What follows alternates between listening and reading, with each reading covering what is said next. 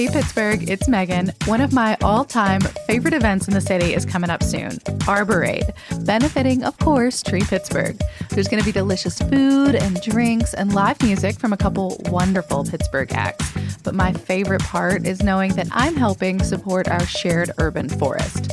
Tree Pittsburgh does so much great work in our community, from tree giveaways to education, and let's be honest, they've got one of the cutest mascots in the game. Plan to party with us at Arborade. That's Saturday, September 16th from 5 to 9 p.m. And definitely check their website. There are ticket options for every budget. Find more at treepittsburgh.org.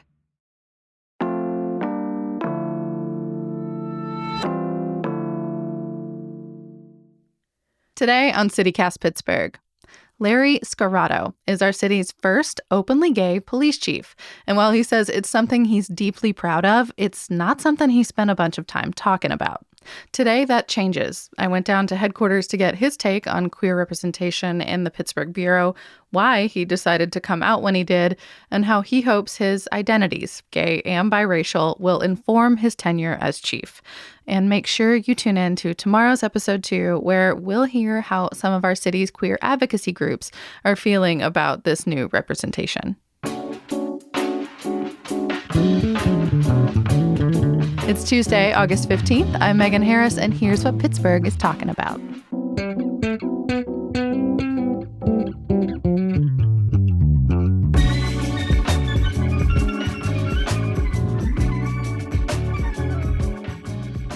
What does it mean to you to be the city's first out openly gay police chief here in Pittsburgh?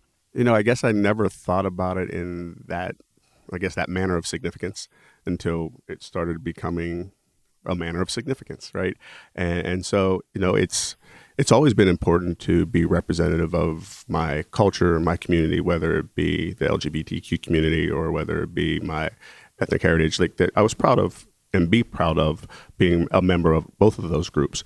And so to be the first openly gay police chief for this city is monumental in a lot of ways. It's from a community that I'm a part of, a community that I enjoy being engaged with.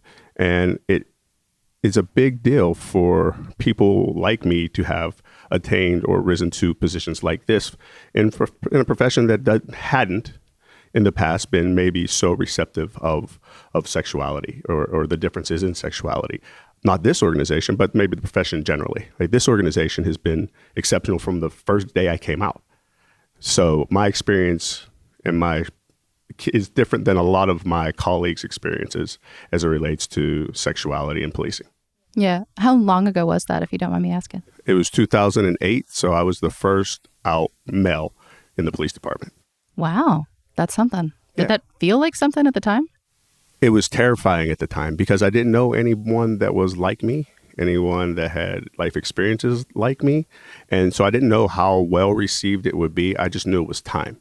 And in that, I had a really good support structure within the Bureau. I had close friends that I felt comfortable with telling.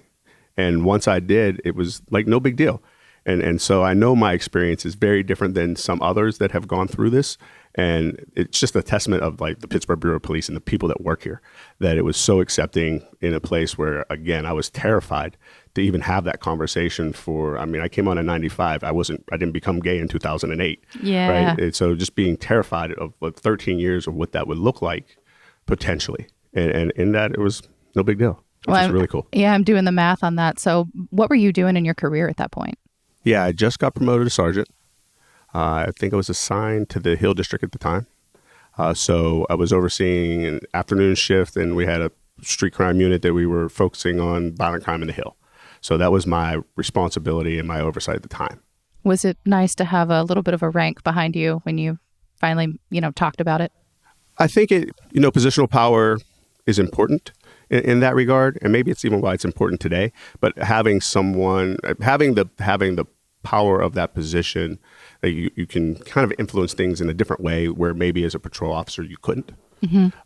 And I don't think it changed the reception, because if you're not liked, you're not liked. It doesn't matter what position you hold. Right? People love to badmouth the boss. Yeah. So I don't think it insulated me from that. Yeah. But it maybe created an environment that I just felt more comfortable in doing it in that moment. Mm-hmm. What's the reception been like since? You held that position, you attained a much higher rank before retiring, and of course now you're back as the top boss. Have you heard from anybody who's said anything, about the specific aspect of your representation? The LGBTQ community has been very supportive, whether it was here or was in Florida. Like that community has always been supportive of me. Within the bureaus or broadly in the cities? Broadly in the city. Within the bureau, we don't really have a formalized... There's no caucus, is there? No. Unlike New York Police Department, NYPD has a caucus, has an organization. This bureau never has, and I don't know if it, because of the inclusive nature that I felt and others have felt, I don't think there was just ever a need to have a separate and distinct group for LGBTQ within the Pittsburgh Bureau of Police. It's just never seemed to evolve that way because I don't think it was really never needed. Our acceptance and our assimilation into the organization was seamless. And because of that, I don't think we ever felt the need to, or those like me ever felt the need to organize in any specific way. If anyone ever did, would you be supportive? Yes. I think there's always support. And even in our multicultural liaison unit, that we start putting more effort into expanding its reach, expanding its impact, specifically when we talk about recruiting. Like that we have to have people that have different shared experiences from different backgrounds to speak on behalf of the Bureau so that we're reaching more people. And then that diversity in an organization matters. Yeah. Do you have an idea of what the representation is within the Bureau right now of folks that maybe identify as LGBTQ openly, of course? No. I know them. I've never seen it on the annual report, but that doesn't mean you don't have an idea. We don't acknowledge it in that way. Yeah. Again, I guess it's just never been something that we needed to create a box for. And in that, we haven't. So, again, I know there are other officers that are openly gay that are out and have no issues within the Bureau. But I'm sure there's a fair segment of people that aren't out and aren't comfortable in that same space. Yeah. I noticed that the city did not make it part of their announcement when they were initially talking about your appointment. It's interesting, given Ed Gainey is the first Black mayor here in the city of Pittsburgh. His chief of staff is the first trans woman to serve at that high echelon. Was it part of the conversation and you just decided not to, or what was the decision making there? They've always known. So we've had conversations about it throughout the interview process. I think maybe it was out of respect for me in the moment, is that I didn't want to be characterized as the gay chief, right? Yep. Or the biracial chief. I wanted the selection to be based on the merits from the interview and that it's beneficial that I am gay and it's beneficial that I am biracial. But it wasn't for those that would dismiss this appointment as only chosen because of. Right. It was important that I was chosen because of my qualifications and my experience and what benefits and value I bring to the Bureau as a leader, not as a gay man. Just trying to get ahead of some of that. Yes. How do you think that your identification as part of the LGBTQ community and the Black community, maybe how do you think it's going to affect your approach to policing?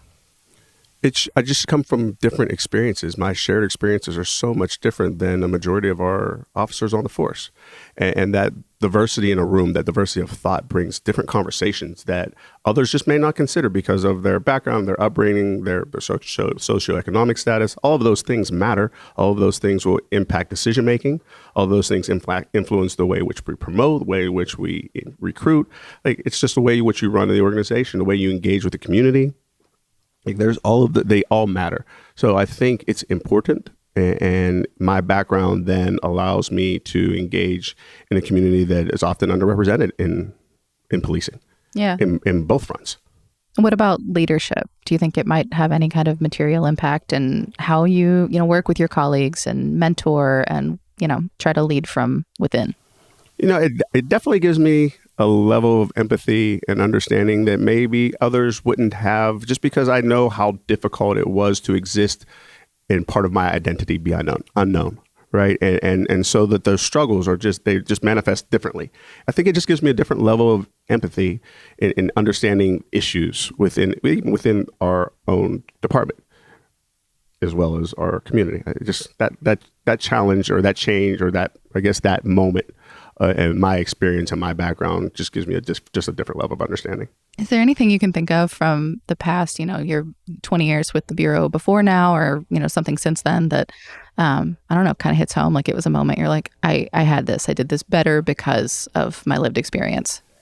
I know there was a moment like I knew I needed to come out, right? I was, there's a photo, I think it's still on our website, of like a recruiting photo where I'm a sergeant in this photo, and it's the array of us. And it's still on the city website today, which is rather unique because I've been promoted like 5 times since then. It's a historical artifact now. It is. It is. We'll put it at the Heinz Museum. Excuse me.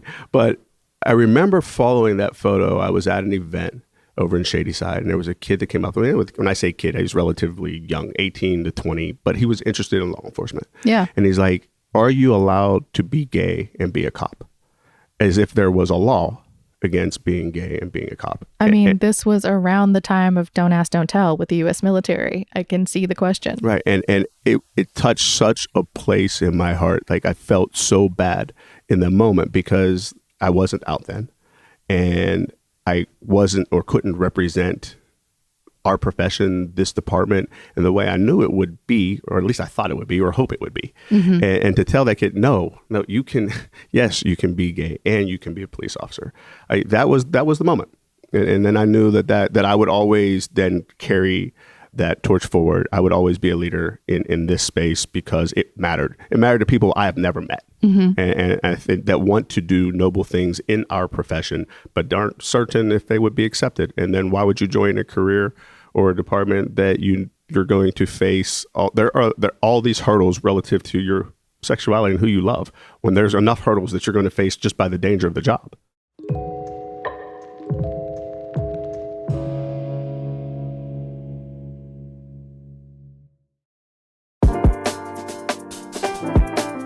Hey Pittsburgh, it's Megan. If you're craving a delicious scoop on a hot summer day, get yourself up to Bakery Square. It's the new local home for Jenny's Ice Cream in Pittsburgh. I know, it's sort of sacrilegious here to love an Ohio brand this much, but y'all, I've been a Jenny's stan for years. Their flavors are so creative. The brown butter almond brittle, the brambleberry crisp, the darkish chocolate. They have dairy-free and gluten-free options too, and they'll be dropping new flavors every week now through August 10th. I am so stoked that I can finally get my from scratch Jenny's Fix right here in Pittsburgh at Target, Whole Foods, even Giant Eagle. Find all their flavors and fun facts at Jenny's, that's JENIS.com. Hey Pittsburgh, did you know we're almost halfway to St. Patrick's Day? The 32nd annual Pittsburgh Irish Festival is taking over the Kerry Blast Furnaces in Swissvale again for 3 days of live music, Irish food and beverages, a huge maker market, kids crafts and games, axe throwing, plus short tours of the historic steelmaking site itself. You can even learn about Gaelic sports with on-site lessons and demos, genealogy, or take a virtual reality tour of the Cliffs of Moher. I've seen the real cliffs, and trust me, it'll be great to skip the whole windbreaker thing. And don't worry about Yin's teams. There's going to be a huge big screen to watch the Pirates and the Steelers games that weekend.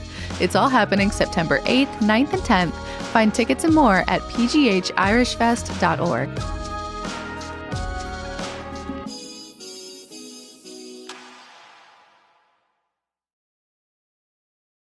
How would you characterize right now the relationship between queer people and police? In Pittsburgh, I would say it's better. It continues to improve from, with the work that the Delta Foundation, even though they're no longer in existence, has done, Prasad has done. We had them teach at prior, when I was here, we had them teach at the training academy, like allocating availability and space where they're talking to our newest officers about just the LGBTQ community.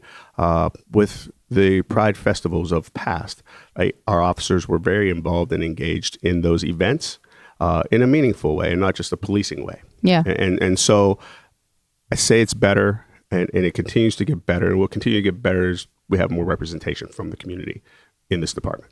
Mm-hmm. But doesn't that mean you got to track it to know? No, some people are openly out about it and are open about their sexuality. Totally. And that's really important.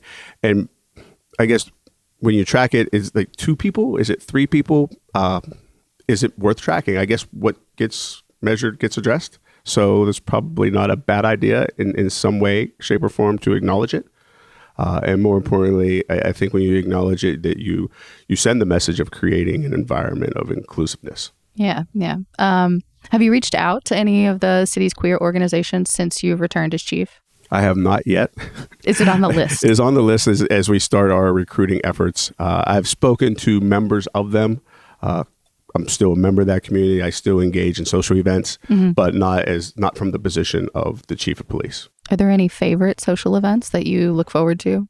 I always the gay pride event in the summer it was different. This is the first time I was back in 5 years to see it.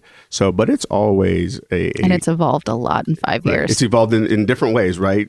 From the way it looked in 2016 to the way it looks now, where its location is. All of it's evolved. Who's in charge, right. And then of course the effect of the pandemic. Right. So, but it's an opportunity of celebration, and I've always looked forward to that event. It's always been something that I enjoyed attending. Because it's an opportunity, the 1 day or 2 days of the year that queer people get to be seen, and that's important. Have you marched as a uniformed officer in prior parades? Yes. Yeah. So up until I retired, I was onboarding in this last one, so I did not. But my intention will be to in the future. Gotcha.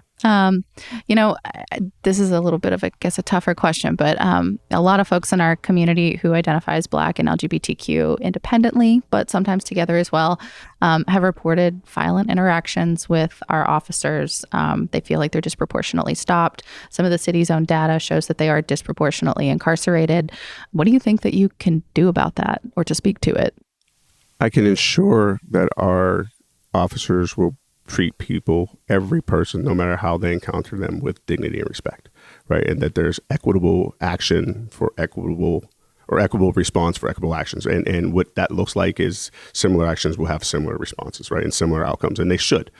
So I assure you that we will always look at that. So in when we're looking at racial bias, that we're evaluating any of those citizen complaints, we're evaluating our officers' actions to ensure that that's not occurring. In the event that one of our community members feels that way, no different than any other community, there's a avenue to report that behavior, and we'll investigate it, and we will hold those officers accountable if that is determined to be the case. One of the newer outlets here, Pittsburgh, I don't know if you've read their stuff. They wrote about your appointment. It was actually the first outlet I saw in the city of Pittsburgh that did sort of pinpoint that part of your heritage, your representation. The story itself was super short, straightforward. But I was struck by the comments on social media. A lot of them said something like, "Cool, he's one of us, but ACAB, all cops are bad." What do you say to that? That's a challenge, right? It's an opportunity. It's an opportunity for us to make inroads where we have not focused a lot of our efforts. When we're talking about underrepresented communities, it's not organic. It doesn't happen in our profession naturally. Like, you have to be intentional about engaging communities that are different from the majority here where they're at. And with that, if you just expect that they're going to show up because we put out flyers and have a job fair, well, you're wrong, because there is a level of distrust. There has been, and there have been abuses throughout history with policing in the LGBTQ community. So it's important, but it has to be intentional. And it just won't happen. So that we change the narrative by our actions and not our words. And I think that's important.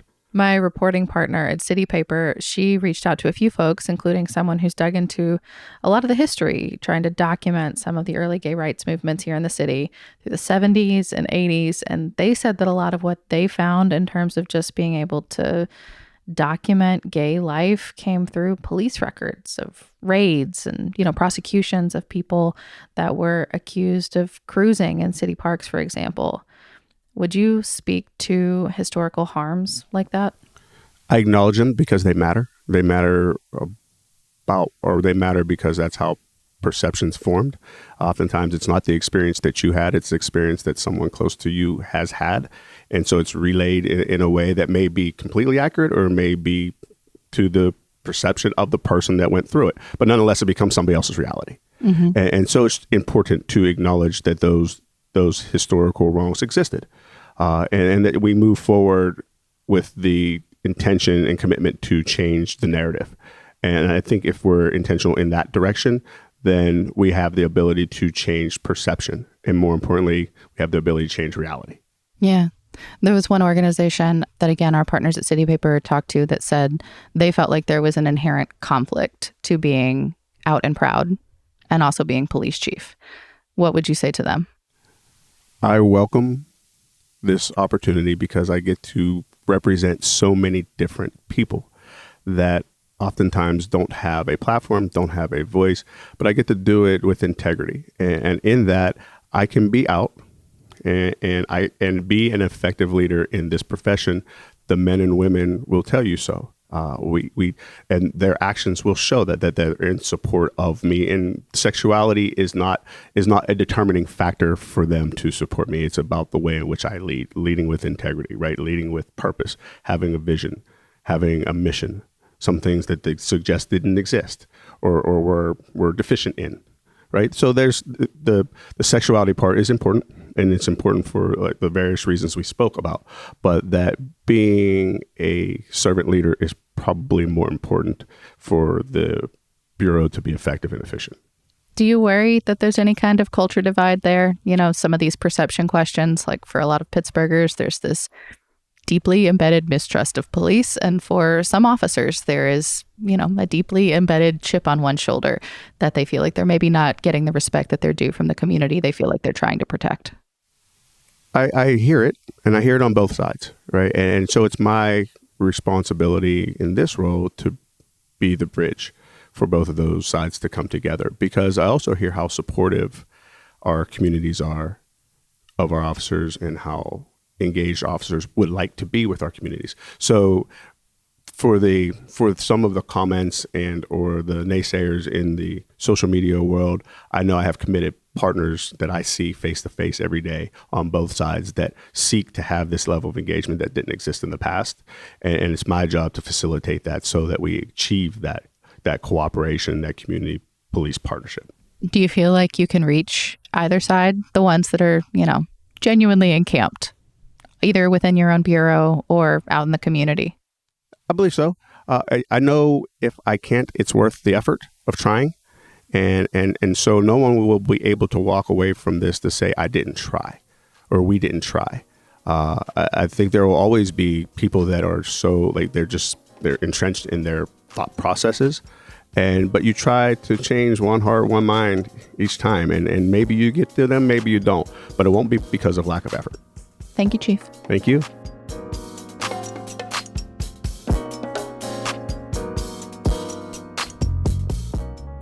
A little more news before you go.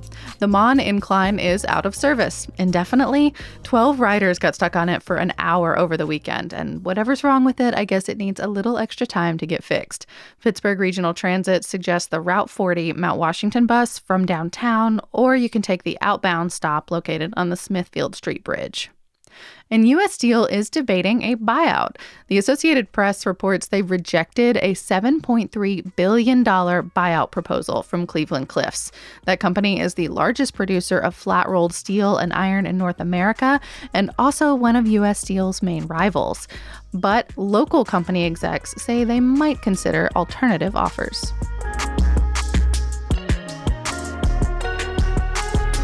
That's all for today here on CityCast Pittsburgh. We hope you'll stick with us tomorrow. We talk to a bunch of queer organizations in town, all in partnership with City Paper, to get a sense of what, if anything, having an openly gay police chief means to them or to the city. If you enjoyed our show, please tell someone, leave us a nice review, a 5-star rating, and make sure you're subscribed to that Hey Pittsburgh newsletter. We'll be back tomorrow morning with more news from around the city. Talk to you soon.